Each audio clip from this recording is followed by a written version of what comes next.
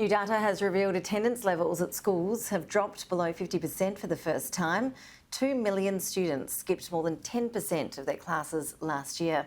Joining us live is Natasha Bita, the education editor at the Australian newspaper. Natasha, really appreciate your time. Thank you. Explain for us what's going on here. It sounds pretty alarming. Yes, it is alarming, and it's a combination of illness and also a very rising trend of school refusal. And it's very easy to blame lazy parenting for this, but it's a very real phenomenon, and it's worsened during the COVID with the pandemic and the lockdowns.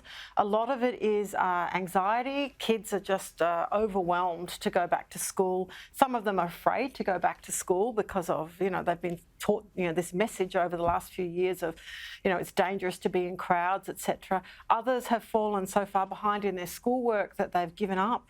And we've also got gaming and social media, especially for boys. It's very difficult to get them off these very addictive gaming devices. So there are going to be a lot of parents really struggling in a week or two when school resumes to get their kids back in class.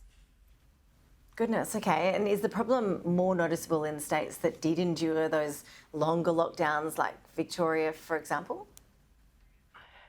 Surprisingly, it's not. It seems to be a problem everywhere.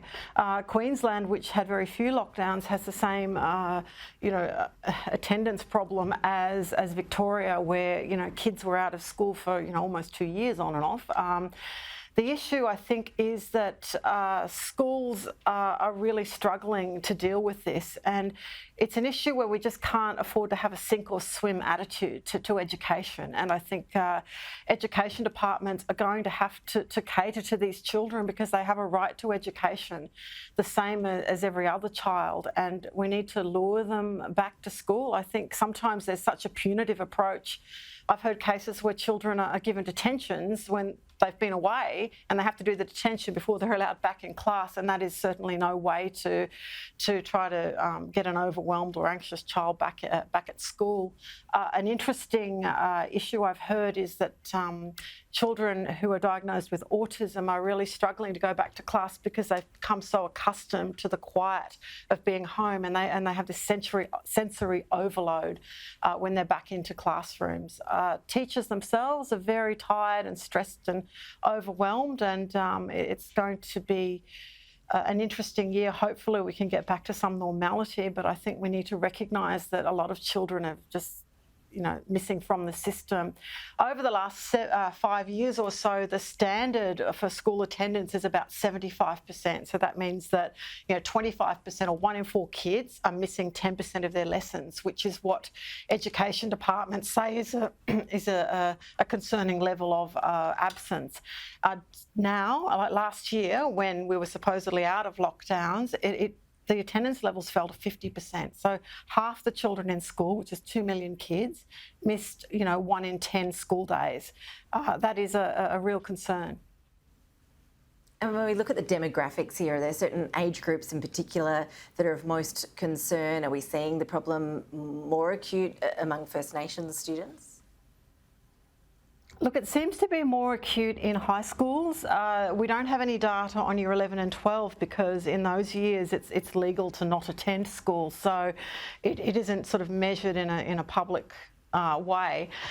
Certainly, I think high school is the biggest problem, but I've spoken to principals who've said in primary school they're getting more kids not wanting to go to school. I've spoken to a mother, she's a lawyer, and she's tearing her hair out because her 6-year-old, she was 6, she's now 9, has not gone to school for 3 years because she's very gifted and she's doing year 12 level work, but she also has autism, and so it becomes very disruptive when she's bored and she just doesn't fit.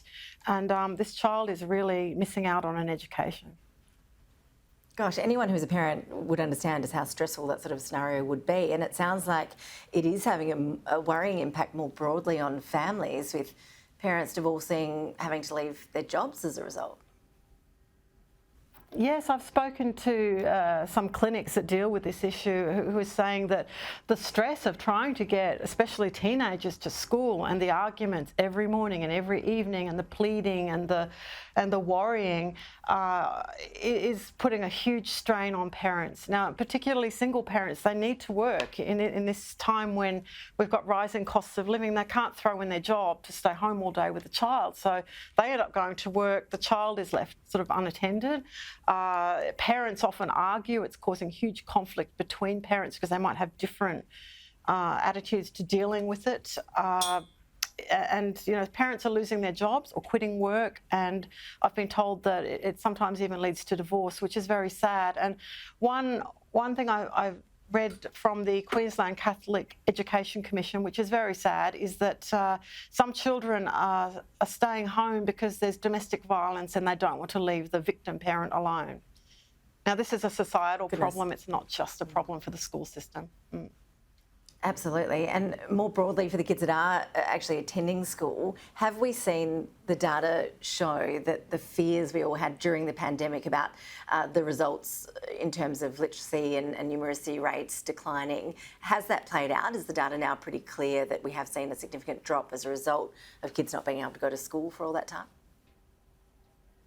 Well, the only real data that we have public is the NAPLAN data, which is an annual literacy and numeracy test. It sort of tests the basics, and that shows a great deal of resilience. So that's good, but we don't know, of course, what's happening at a level with other subjects. And a lot of mental health groups are very concerned that students are just so anxious and overwhelmed about schoolwork. I think what schools need to do is to stop trying to funnel every child into an academic pathway, because, when I went to school, it was very common to leave at the end of year 10 and do a trade. So it's very promising that the federal and state and territory governments are now having fee-free TAFE, and hopefully we can get a lot of kids into those other fields which are just as valuable as a career that requires university. I think that we put so much pressure on teenagers these days, and people do not understand the mental health pressures they're facing, particularly with social media and bullying. Bullying is a huge issue. Kids, they're bullied even when they're at home, kids sending nasty messages, etc.